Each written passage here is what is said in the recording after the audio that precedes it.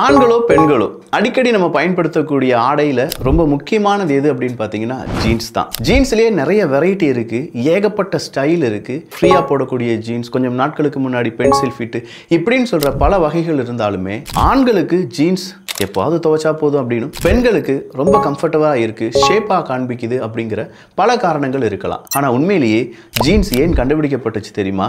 நிறைய ஒர்க்கர்ஸ் ஒரு 18வது 19வது நூற்றாண்டுகள்ல சுரங்க வேலைகளில் ஈடுபடக்கூடிய வேலையாட்களுக்கான ஒரு துணி அப்படிங்கிறது வேணும். ஆனா சுரங்க வேலை ரொம்ப டஃப்பான ஜாப். துணி ஈஸியாக கிழிஞ்சிடக்கூடாது, ரொம்ப ரஃப் அண்ட் டஃப்பாக இருக்கணும். அந்த வேலைகளை செய்யக்கூடிய மனிதர்கள் ரொம்ப நாட்களாக நீண்ட நாட்கள் அந்த துணியை பயன்படுத்த வேண்டும் அப்படிலாம் சொன்ன காரணத்திற்காகத்தான் இந்த ஜீன்ஸ் அப்படிங்கிறது படிப்படியாக உருமாறி அப்படி ஒரு ஆடையாக மாறுகிறது. ஸோ இந்த ஜீன்ஸை 2 ஒர்க்கர்ஸ் தான் கூடுதலாக உபயோகிச்சாங்க.